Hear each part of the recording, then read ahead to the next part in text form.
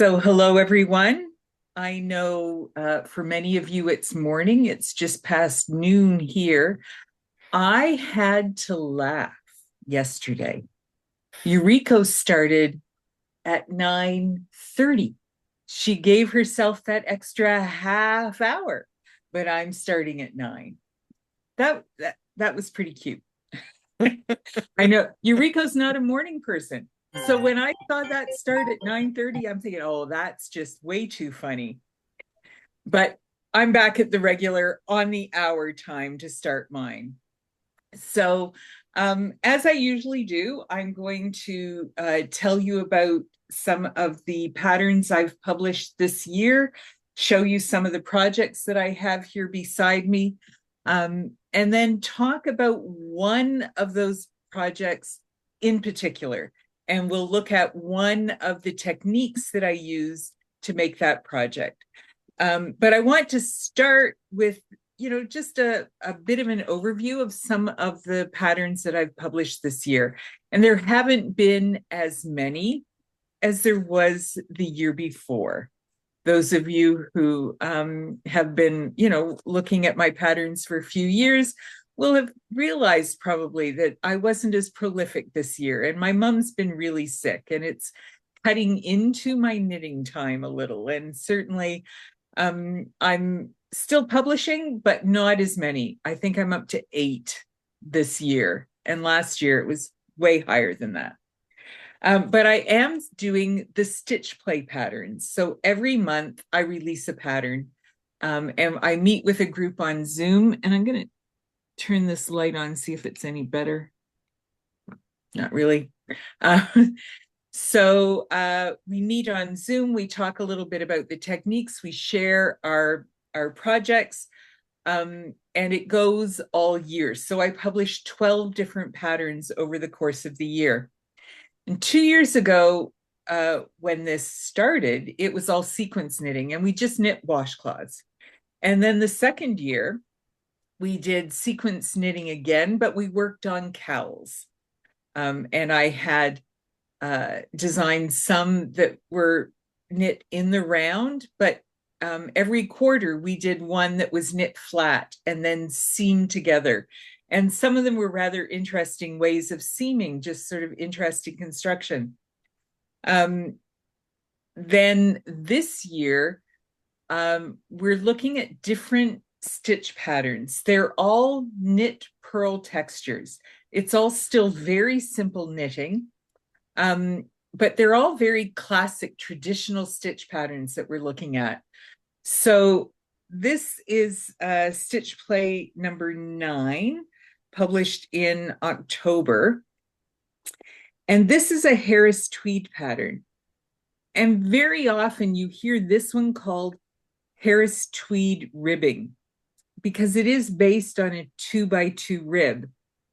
So one of the things I wanted to tell people in this month, September, was that you're not limited to the size of the stitch pattern that your stitch dictionary is telling you to knit at.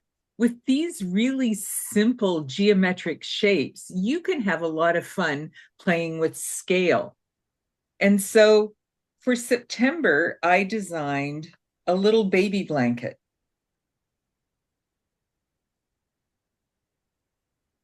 And here, the repeat is much bigger. It's 12 stitches. This is based on a knit 6, purl 6 rib.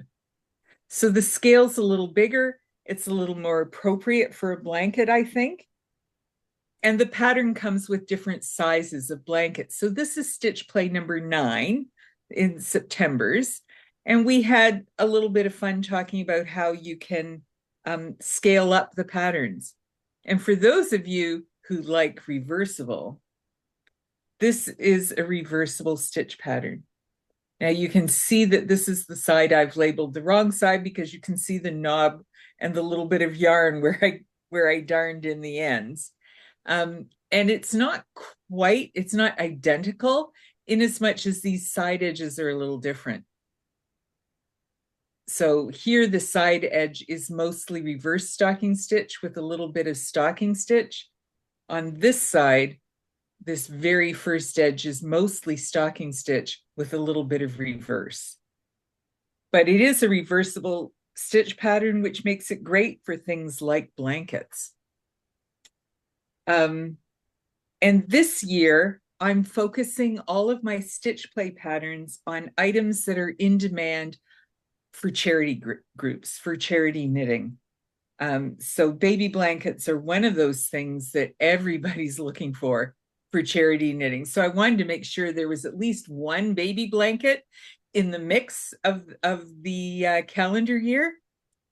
But people are expecting pretty small projects with the stitch play. So I designed this little blanket. It's really good for a car seat or a stroller.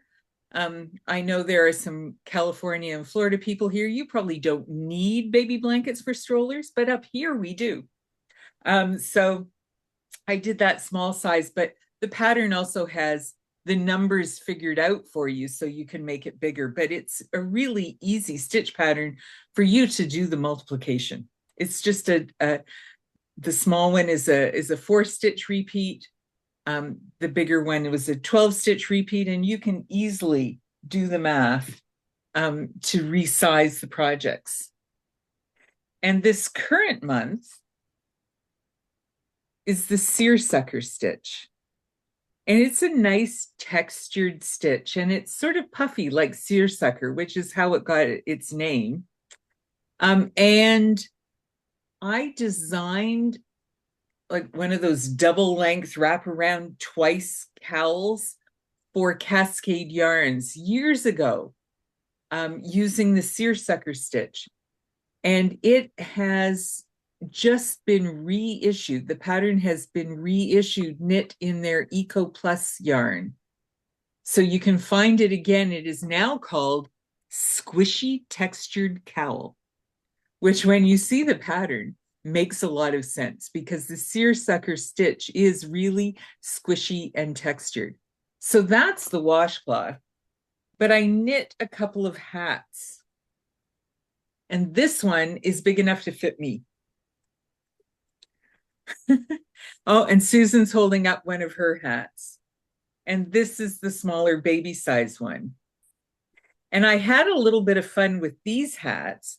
Someone had asked me about the spiral crowns and wondered if they could just substitute an SSK for a knit two together where it says it in the pattern. And they had done what I always tell people to do, which is to go ahead and swatch.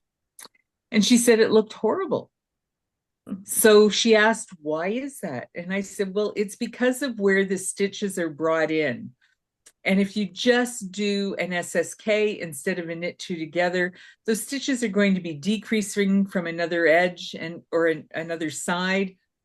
And while you're still going to get a swirl, it's not going to give you the really crisp lines that you get when you SSK or knit two together in the proper spot.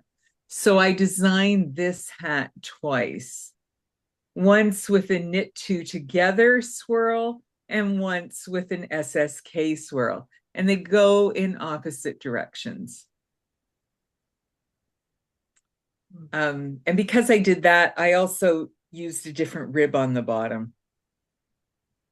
So that was a lot of fun. And like I said, you can find the cowl pattern again from Cascade Yarns under the name Squishy Textured Cowl. And this pile of things that I'm putting, these are all the stitch play projects for this year. They are sitting in storage at the end of the year because I know somebody's going to ask in December, you know, that one we did in February. So I'm just leaving them all piled up here and we can go back to one if we need to. But in the new year, I'm packing them all up and taking them to the local Beaver Valley outreach. So I'm donating all of my projects this year to charity. So I wanted to show you just a couple of the projects there. I haven't looked at all of the attendees, but last year I gave away a couple of subscriptions to these patterns as a prize. and I will do the same again today. So you could win next year's stitch play. And I can't tell you a lot about it because it's meant to be a secret until New Year's Eve. But I will tell you that it is more like this year's stitch play. It's not focusing on sequence knitting. It's not focusing on one thing a year. It's going to look at 12 different stitch patterns over the course of the year. But they're not all going to be knit pearls. We are going to look at different kinds of stitch patterns and different kinds of techniques. So I'm looking forward to that. I've planned a lot of projects. I've got my year planned out and the yarn is ordered. I'm all set to go. So that's the stitch play. Every year, well, I shouldn't say every year, I've done it twice, but I've started a mystery knit along in the summer. I call it lazy summer knitting. And I've designed it to take one ball of sock yarn. So 400 yards of knitting, lightweight yarn. It's not too heavy to take to the beach. It's fairly easy knitting, and I release the clues at a slow rate.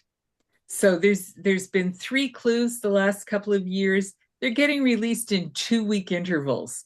So you've got a fair amount of time to knit 100 yards of fingering weight.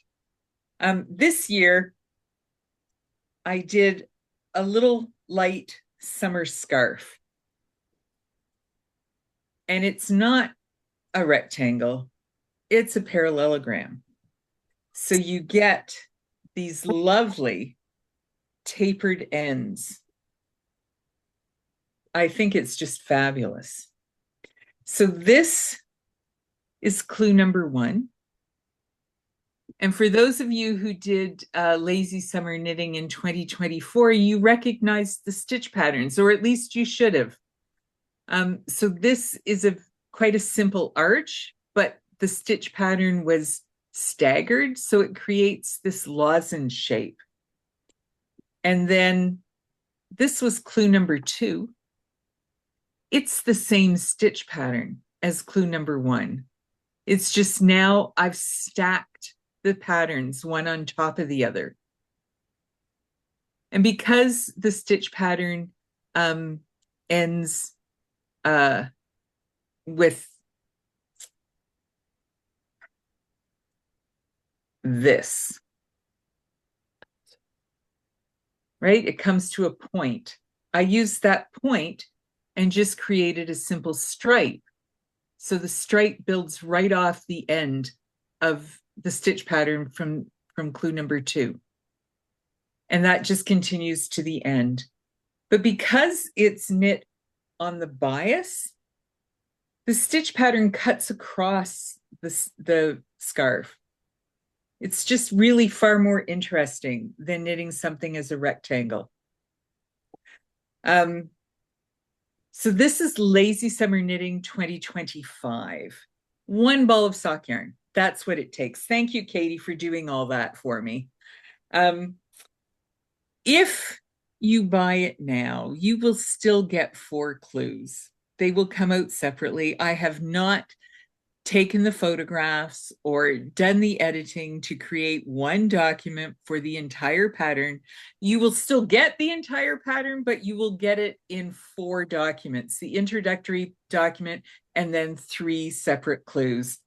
You know, as far as I'm concerned, it's over. Lazy summer knitting is over. And I'm very bad at getting around to doing that final work on them. So parallelograms. I love a good parallelogram, and you can see one behind me. That's paisley. And that was knit with hand spun yarn that Susan sent me, and it's absolutely beautiful. And I've talked about it on a previous Fibre Love Affair. I just wanted it behind me today because it's so beautiful. But parallelograms are interesting. And I taught a class this July with Hands On Knitting Center on how to knit parallelograms. And with that, um, with all the participants got this pattern with their handout. And it's two parallelograms stacked one on top of the other. And I knit the navy one first, and it leans in one direction. And then when I got to the middle, I changed the direction of the lean, but I also changed the color and the stitch pattern. So there's a lot of interest in knitting this. This is Aberdeen 25-06. And you can see it comes to a nice point, which you can wear at the front or at the back. And because it's this V shape, when you wear it, it hugs your neck and your shoulders really nicely. I did this as a very generous scarf, but you could get extra yarn and do it as a wrap. Or you could use less yarn and do it as a much smaller scarf. My patterns tend to give you instructions about how to resize them. So this stitch pattern is, I'm trying to find the right side for you. This stitch pattern is one of my favorites. Barbara Walker calls it spider, but I have a book that calls it beginner's lace. It's not a tough one. It's only 6 stitches wide. So you can easily change the multiple of what you cast on by 6 stitches and make this much wider or much narrower as you desire. And it is a fairly small stitch pattern, 6 stitches, 12 rows. It would work up quite nicely in a thicker yarn. I've done this in fingering. It worked beautifully in DK. I think it would be really fun to knit this in a chunky yarn. Right? You get a very different look, right? It's not a fine lace, but I think it would be really fun to do in a chunky yarn. And this, let me find the seam.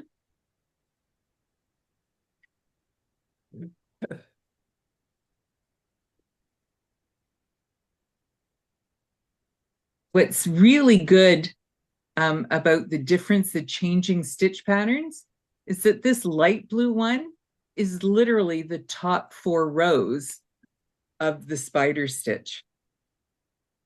I'm trying to find a way that I can do this so it's not in the background. So it's a nice segue between them, because one is really just the top 4 rows of the other. So and this is the little arrowhead stitch pattern. Those of you who know me know that this is the one I use almost all the time with my lace mystery knit-alongs. I tell you to swatch in this pattern. It's a good ratio of eyelets to solid fabric, and it gives you a good sense of what your lace fabric is going to be like, even if you're not doing one of the actual stitch patterns from the mystery knit-along. And you can see here the solid sections along the sides. Many times when I design something like a parallelogram or triangles where I'm doing increases, I fill in as much of this blank space as I can with partial pattern repeats. But for this design, I decided to just keep the sides plain. So it's even easier as you're adding stitch numbers to work this particular design, because you're not dealing with partial repeats of the pattern. And that's something I talked about in my class on parallelograms, that you can leave those extra stitches plain in stocking stitch or garter stitch if you're doing a garter stitch background, or you can add partial repeats as you go. So that was a class I did with Hands-On Knitting Center. And that brings up something that Eureka was talking about during the pajama party. And I had wondered if maybe she would like to start offering classes during Fibre Love Affair. That's a very different thing from what she's done before, but it's something I love to teach. If Eureka decided she wanted to start offering classes, I'd be all over it in a nanosecond because I love to teach. So that's something that you could think about and get in touch with Eureka. If you're interested in doing classes, you wouldn't get them all for free, right? But it's a way that Eureka could change the nature of the event a little, if that's a direction that the audience is interested in going in. But this was my parallelograms class for Hands-On Knitting Center. Yesterday, Susan showed one of her Varney, or maybe two of her Varney cowls. So I thought I would bring them along today. And this was an extension of one of my stitch play patterns. I had done a stitch play with this little 2x2. Sometimes it's called double moss. I generally call it little boxes. But that's an easy stitch pattern to make bigger or smaller, scale up or down. So that's what I decided to do. And I wanted to do a cowl. And I've had an idea for a cowl in these colors for a long time. I just hadn't decided on a stitch pattern to make it up with. And then with the little boxes, Stitch Play Month, I went, oh no, that's perfect. That's it. Because there are the same number of repeats in this little section as there are in this big section, and the same number of repeats in this medium-sized section. The difference is how many stitches and how many rows are in the repeat. But they're just boxes. So this is 2 stitches wide and 2 rows high, each box. And then I changed the sizes. I've had this in my head for a long time. I would have liked a darker gray, but I can live with this. These are the colors I had. To me, this looks like a Rothko painting. This is what I've had in my head for a long time. I wanted to knit a cowl that looked like a Rothko painting. So I did. And when I finished, I realized, if I'm careful with how I use the yarn, I can do this all over again. If I use the red for the small section and the light gray for the red, I've got enough yarn for the medium section to do it again. So I did it again. But this time I did the light on the bottom and the medium in the middle and the red on the top. And then I could have a whole lot of fun with these. So when you buy the pattern, you get 18 options for whether the order, small, medium, I went up, small, medium, large, right? You can do it in reverse. You can knit it in reverse. You can just turn it upside down and wear it in reverse too. And you can change the order of colors. So the pattern has 18 options. It started as a simple Rothko. It ended up as a Jackson Pollock. So that's Varney. And for those of you who are wondering where my names come from, they're all local communities. I'm sticking with Grey Bruce. Occasionally I have to go Simcoe, Huronia, depending on how many letters I've come across. But yeah, I'm sticking with local names. And in the pattern, you'll always find a little blurb about the community. I think it's cute. So that's what I'm doing. Last spring, I had a chance to teach in person. I haven't done a lot of that. I've mostly taught online since the first COVID lockdown. But I taught at a retreat a few years ago in Kitchener, and then I had a chance to teach at Fibre at Fern. last spring. Fern Resort is a local resort here in Southern Ontario, just outside of Orillia. It's right on Lake Couchiching. And it is an old time 1950s resort. You know, like they could have filmed Dirty Dancing there. That is the whole look and feel of the resort. And a number of years, there was Elizabeth who organized the retreat. They did two, one in the fall and one in the spring. And when she died, her son and daughter-in-law decided they really wanted to keep these retreats going.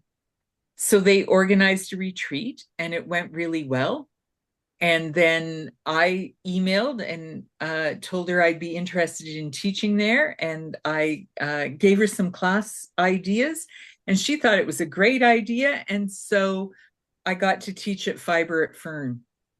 And I taught 3 classes and I themed them 1, 2, 3.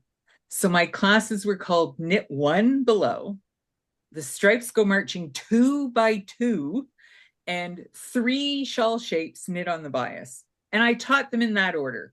I taught Knit One Below first. And as with all of my classes, or at least my long 2-hour workshops that I do virtually, or a big 2 to 3 hour class in person, you get a pattern with your handout.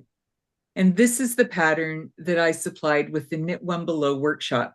It is available as a standalone pattern. This one is called Walters Falls 24. I can't read my number here. You can find it under Walters Falls. You shouldn't need numbers, but I know I have numbers that tell me what year I designed it and when it came out during the year, whether it was the first pattern or the 25th pattern. So this is Walters Falls, and it is also a reversible stitch pattern. This Knit One Below, this is Fisherman's Rib. Fisherman's Rib is reversible. Garter stitch is reversible. And this, I think, is just a lovely tailored scarf. It's really quite simple. There's some ideas in there as to how you could change up the widths of the stripes as you're knitting. But it's a 1-row pattern. You can't get much easier than that. But it gives you a much more striking appearance than a 1-row pattern would normally. I think it's quite a tailored pattern. That's why I did it in this bronze color, but I think it would also be, pretty in pink. I'm looking at Katie on my screen, so I'll use the phrase. The Stripes Go Marching 2 by 2, I taught a little bit about illusion knitting or shadow knitting, and I also taught slip stitch knitting. But since I'm going to do a class today, a 1-hour workshop on mosaic knitting, I'm not going to talk about my 2 by 2 class right now, but I will show you the pattern that came with 3 shawl shapes knit on the bias. So I first talked about a simple parallelogram like the one behind me and the lazy summer knitting that I showed you. And then I talked about an asymmetrical triangle with 1 increase. I should have brought one with me. Anyway, 1 increase every right side row. And then I talked about the boomerang, which is actually a combination of those 2 shapes. You increase 1 stitch at the beginning of every right side row to make your shawl grow wider. You increase 1 stitch at the same side and decrease 1 stitch on the other side to give it the bias. So it's really a fairly extreme bias. And I designed this boomerang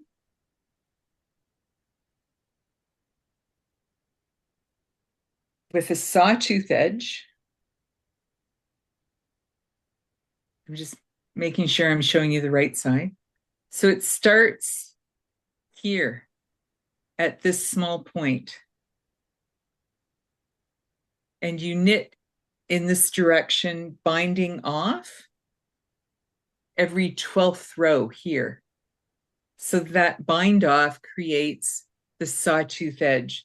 And I really should have given this one a steam before I brought it today. And then the bind off at the end, I just did a straight edge, but you could do a picot bind off if you wanted. I used a lovely cascade yarn that's been discontinued, but it's a brushed alpaca. And brushed yarns were really popular quite a while ago. And then they went out of fashion, and Cascade discontinued the yarn. And now it's back in fashion. So I found this in my stash and decided I would make a boomerang. This one's fairly large because there's so much generous yardage in these brushed yarns. So that came with the workshop, but you can buy it separately if you didn't get a chance to come to the workshop. It's Yeovil 25-05. Yeovil is a great name. The town has disappeared, but it's a great name. And then I have a couple of things that I've done very recently. And I talked about the subscription boxes during the pajama party. And these are the yarns I knit, or these are the projects I knit with them. Sweet Paprika Designs. They're dyers out of Montreal. They've been, for the last few years, they've been doing subscription boxes, and their themes have changed over the years, although they're repeating many of them. So I did the first Beyond Merino subscription, where they talked about the yarns that come from different breeds of sheep, and what are the characteristics of the sheep and the yarns, and what kind of projects are they good for. And you got a skein of dyed yarn as well as a skein of undyed yarn in the natural sheep colors, and that was fabulous. And I knit something with most of those boxes. And then the following year, they did a color box subscription. And every month, you got a box of minis, one undyed and 3 colors. And every month, there was a lesson from color theory using those yarns. And they had provided stitch patterns and patterns for little squares so that you could swatch all these little squares and turn them into a blanket at the end. I didn't. I've been knitting cowls, and I've done cowls with a lot of them, and that was fun because that was knitting just for the fun of knitting. I'm not publishing any of those patterns. I'm just knitting them. This year, they're doing a skill builder set. So every 2 months, you get a box of yarn and a pattern that has been designed specifically for that yarn, for this skill, this technique. And of course, I don't knit the patterns that come with the boxes. I design my own. So the first box they sent had 2 skeins of their Minuet DK yarn. It's 100% merino, superwash merino. I got the coffee roast and cotton candy combination. And I actually used the stitch pattern that came with the pattern for the box, but I reworked it and recentered that pattern on the number of stitches that I needed. And then I used just the first 8 rows of this pattern, repeated for the body of the cowl. And then you just knit a triangle and then seam it at the end. And this was one of the shapes I did with the stitch play when we were looking at sequence knitting cowls. But it's probably my favorite shape to work because it gives you the bandana point that goes nicely into your coat. Again, those of us in Canada need these kinds of things. Goes nicely into your coat, tucks in nicely, but you can pull it up as needed. As you know, the cold weather demands.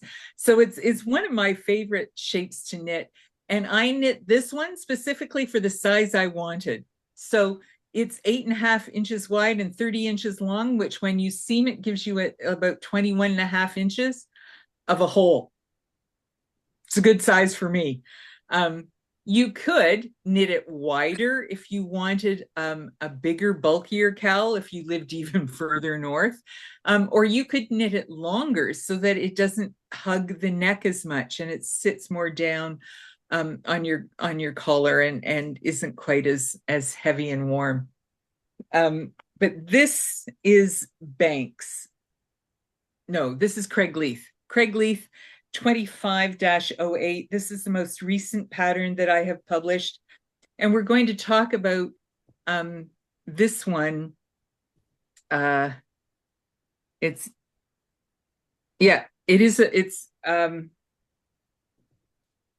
a rectangle and you sew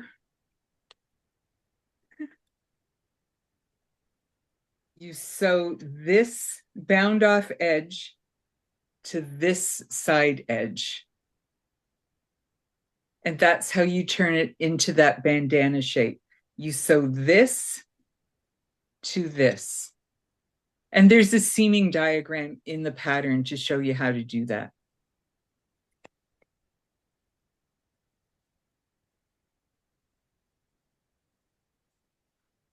Well, okay, it is a rectangle. It's just a rectangle. If I said triangle, I didn't mean it. It just creates the bandana shape. So you get that point going down your front. The second box they sent had 2 skeins of Mesa de Voce in it. And Mesa de Voce is their light fingering weight, 100% superwash merino. And I love it for shawls.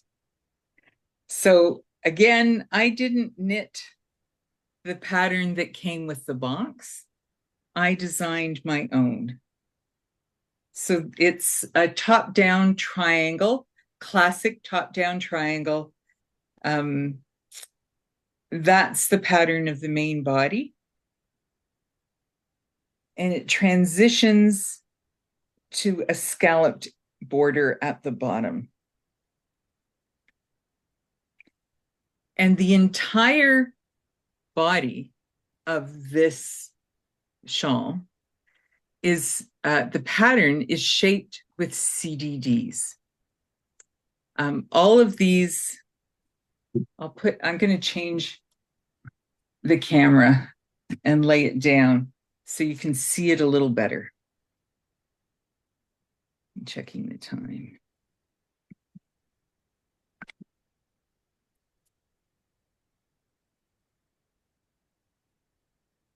So all of these clusters are made with the eyelets on either side and then a CDD, and a centered double decrease, CDD, takes 3 stitches down into 1. That's the decrease that's used here. And you can see how the stitches lean into that decrease. And it's the decrease that's used for each of the clusters. The clusters have a bit of a lean to them just because of the structure of the fabric, but the centered double decrease itself has no lean to it. And that's what I thought I would show you as a technique today. We'd look at how to make this centered double decrease. It's a really simple tutorial today, just one little technique, but it's a really good technique because it creates this line. You know what? I'm going to turn this the other way because this is the direction of knitting, right? It's a top-down shawl. So this is the direction of knitting. So it creates this really sharp line where you do the double decrease and the stitches on either side of it lean towards it. But you combine it with the yarn overs and you get this wonderful scalloped edge because these CDDs pull in and down. So when you block it, you can pull out the eyelets and create a wonderful scalloped edge. It's a great little technique. And this border is one I use a lot. It's the border I used last year for the mystery knit along, the lazy summer knitting. I used a variation of it this year in my lazy summer knitting, but I didn't use the CDDs. I used decreases that came right beside the eyelets, and so it didn't create the scalloped edge. And I did it that way because I was knitting a scarf and I wanted a straight end. Straight end on an angle, mind you, but a straight end. I didn't want a scalloped edge. But I wanted to show you this today. So I have cast on a bunch of stitches and I've got enough that I can show you 6 CDDs. Now you will, oh, hey, I never gave you the handout. I better find the handout. Documents. Knitting.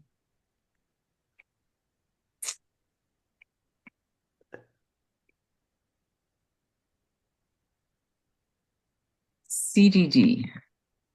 Oh, that's not what I want. I've got links. All right, I'm here.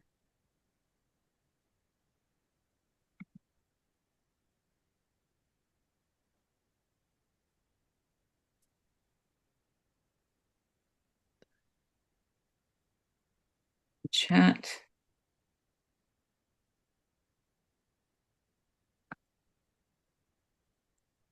Paste.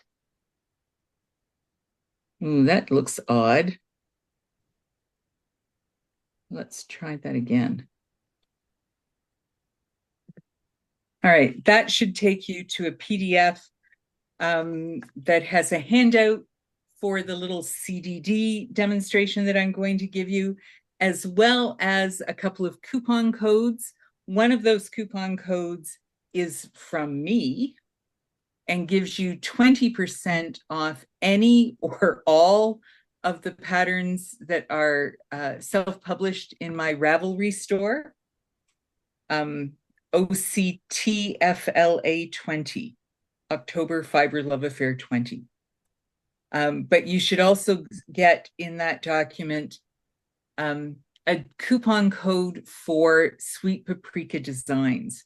The 2 yarns that I used in the 2 last projects I showed you, the Minuet DK, this yarn,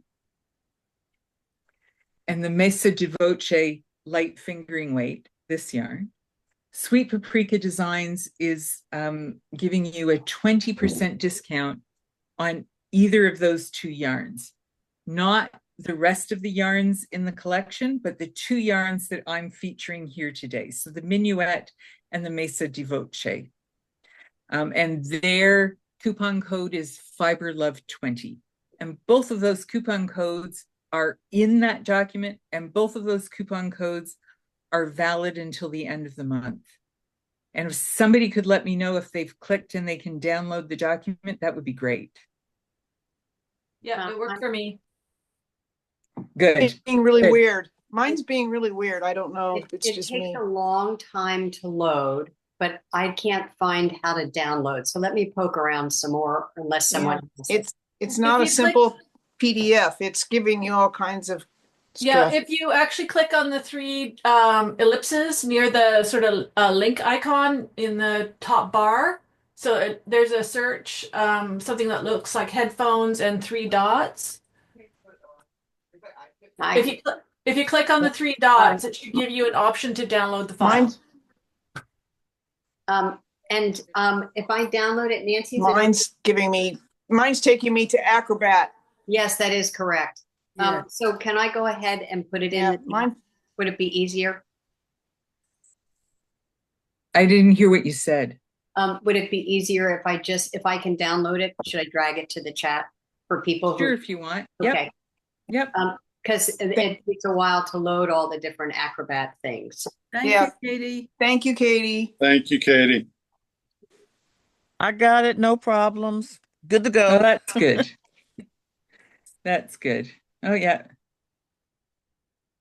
All right, let's change the hands again. Where is So, oh, um, so the centered double decrease, I abbreviate in all of my patterns as CDD, centered double decrease or central double decrease. But you still see some of the older, well, I say older, they're still in use. It's not like they've completely disappeared. It's not like they've all switched over to CDD, but there are different abbreviations, and I've listed those on the document. You're always doing essentially the same thing. So I'm just going to knit in a little bit from my, from my selvage stitches.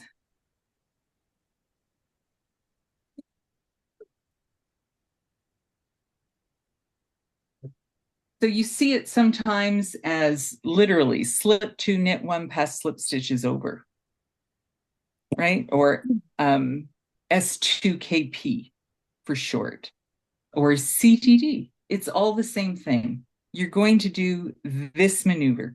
You're going to slip the first stitches, the first two stitches, as if you were going to knit them together from the left hand needle to the right hand needle. You're going to knit one stitch, and they're going to take those two that you slipped and pass them over the knit stitch. And that gives you a decrease that doesn't lean left or right. It's centered. I'll show it again. You slip two stitches as if you were going to knit them together. You knit one stitch. And then you stick the point of your left hand needle back into those two that you slipped and bring them up and over the knit stitch and off the needle. Takes 3 stitches and turns it into one. I'm going to knit a stitch, and I'll do it one more time. You slip 2 stitches as if to knit them together. You knit one stitch, and then you pass the slip stitches over the knit stitch and off the needle. Those are the traditional instructions. Patty Lyons has come up with her own little variation. Whether it's an improvement or not depends on your knitting style, your knitting habits, but I'll show it to you. It's what I like better. All of the CDDs in that shawl were knit using Patty Lyons' variation. So it starts the same. You're going to slip 2 stitches as if to knit them together. Then you're going to take the point of your left hand needle and you're going to put them back on. Now I'm going through purlwise this time because I've already twisted them, taking them off. Now you can take your needle straight out if you want and then put it back in, but I'll show you in a second how I just leave it in there because you're going to go through the 2 stitches that you've slipped and the next stitch. So you're going to go into the back of all three of the first 3 stitches and knit them together through the back loops. I'm going to knit 1 stitch, just take me away from it, and I'll show it again. I'm going to see. I think it's a little better with the shade up. It's just the shade gets in the way of my arms. So I'm going to slip these 2 as if to knit them together. I'm going to put them back on the left-hand needle. And I'm just going to wiggle a little and put my right-hand needle into that 3rd stitch and knit them together through the back loops. Split that yarn a bit. There we go. Knit 1. So I'll do it one more time. I'm going to slip the first 2 as if I'm knitting them together. I stick the point of the left-hand needle back in. I wiggle a little, go out and back in. So I've got my right-hand needle now into the back of the first 3 loops, and I knit them together through the back loop. And then I finish the row because, you know, I'm not going to set it down with 3 stitches left to knit.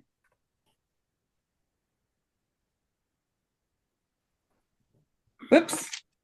I told you this, the shade gets in my road. So I'm going to purl back this row.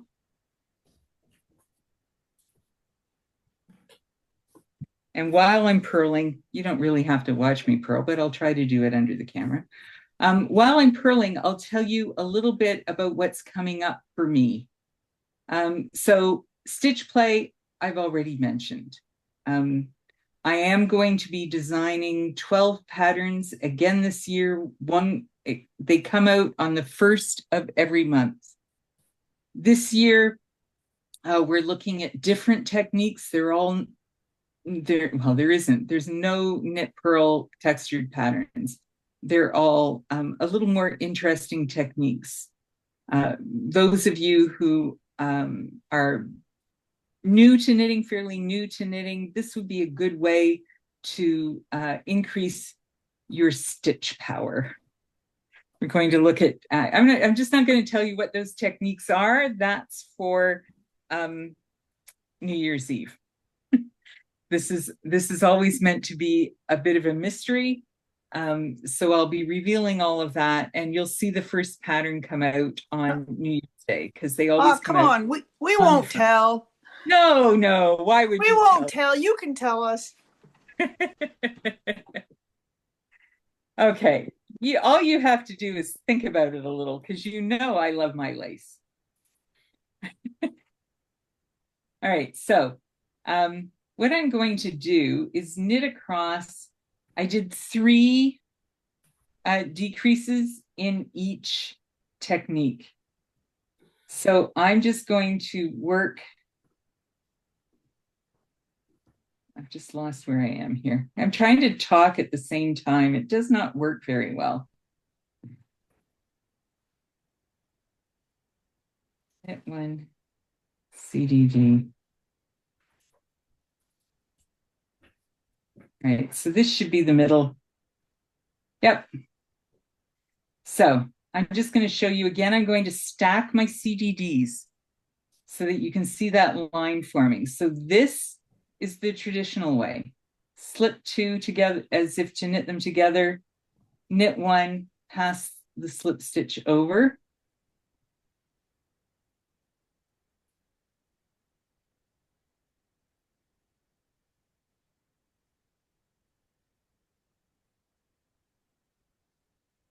And this is the Patty Lyons little modification. Slip 2, slip them back on, wiggle your needle, put it in, 3 together through the back loop.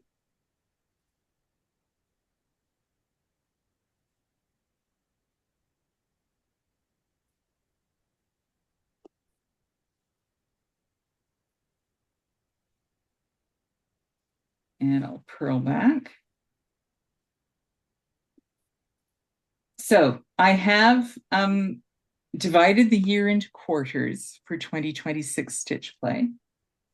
And we're going to look at 4 different techniques in knitting. And you all know I love my lace. So you know the yarn over lace is going to be one of those 4. And we're going to take 3 months to explore different ways of using that technique in your knitting. And I have planned it to go from very easy to more difficult, to a little more difficult. So again, if you're a newer knitter, it might be a good thing to sort of look at those stitch plays and play along with us and learn these new techniques and improve your knitting. So I'm on the right side again. I'm going to stack up another CDD on top of the ones I've already got. So again, the traditional way, slip 2 stitches as if to knit them together, knit 1, pass the slip stitches over, and then the Patty Lyons method, just double checking, yep.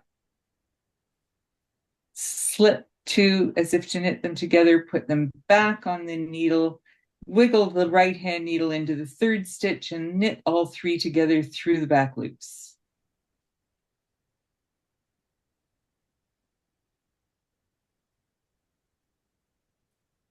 And I'll purl back. Although I don't think I have anything intelligent left to say about the new stitch play coming up. Except that I think I'm still calling them stitch play. In 2025, I numbered them all. So they were stitch play number 1, number 2, number 3, right? I've published number 10, number 11 is coming up. I had to play with my stack of knitting here beside me because my November projects were sitting up on top, and somebody with keen eyes would have noticed that. Oh, yeah. And said, oh, we haven't seen that before. What's that, Nancy? And so I moved them.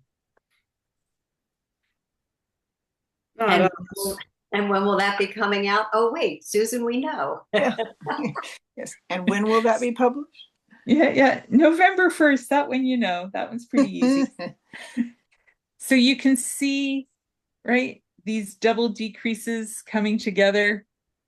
And you can see they create this really sharp line. And you can see how the stitches beside them lean into it.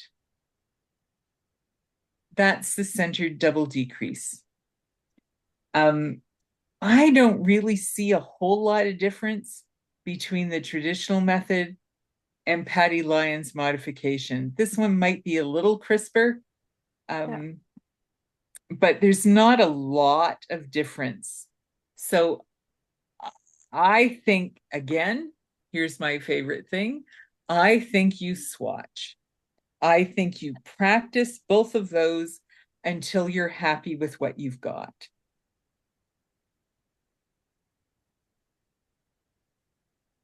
All right, I've only got 1 minute left here, but I do have another entire workshop coming up that I can tell you about. But I'm having so much fun teaching. I've decided that maybe I should branch out a little. So I haven't sent in any applications to teach with Vogue Knitting Online yet, but I'm considering it. But I have already started my own classes. And I will find that, oh, it's on your handout. There's a link on your handout to my PayHip store. So that's what I've decided to do. Sorry, I'm just reading Marcia's line, a glass of wine or two loosens my lips, so I shouldn't tell too much. That's funny. What I've decided to do is offer some classes on my own. And I'm starting with really little things, very focused topics, 30-minute Zoom lessons. So I've opened a PayHip account. I have a PayHip store, and I'm selling the handout. If you buy the PDF only, all you get is the handout. If you buy the PDF plus the live virtual tutorial, then the last page of the handout includes a Zoom link. And you can come that day and join the 30-minute Zoom and learn more about that technique. So because today I was focused on the centered double decrease, I decided that my first topic for my own lessons, my own little short lessons, would be double decreases. And I'm going to talk about right-leaning and left-leaning decreases, as well as the centered double decrease. And I've got 7 in total ways of making these decreases. That information is on my handout. The PayHip link should be there. And that should take you to my store, and you can see that's all I have right now. Two little articles there. One that's a PDF only, one that's a PDF and a Zoom class. Those Zoom classes are very limited. And I'm looking forward to seeing how well that goes, working on my own a little. I've taken sort of the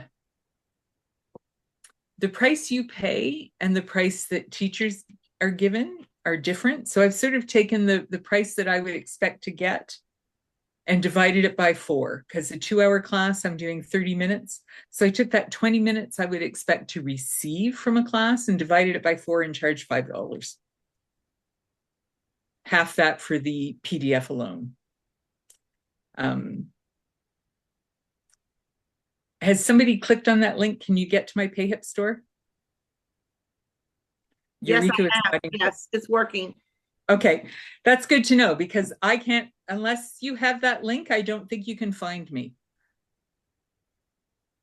I've searched for myself on PayHip. I can't find myself. Maybe after we start using it, it will show up. Maybe. Anyway, that's there. If you are interested in learning more about others, double decreases, you can join me or at the Zoom on November 9th at 1:00, 2 weeks from now. So Nancy, we'll Nancy, hold on. Will you be recording it and then we get a link to the record? No. Okay. No. It says very specifically live virtual Only. tutorial. Okay. Live only. Yep. Thanks. I do not have the technical wherewithal at this point to be starting recording. So it's live only, just that time. But the handout will have links to other people's tutorials. I don't have the technical wherewithal to do all the lighting and the editing to make my own tutorials. I just find good tutorials online and link you to those. So all 7 of the techniques, all 7 of the specific maneuvers that are in my handout have a link to somebody else teaching that. And thank you for being a researcher. Thank you. Anyway, we should probably take a break before we start talking about mosaic knitting. Yes.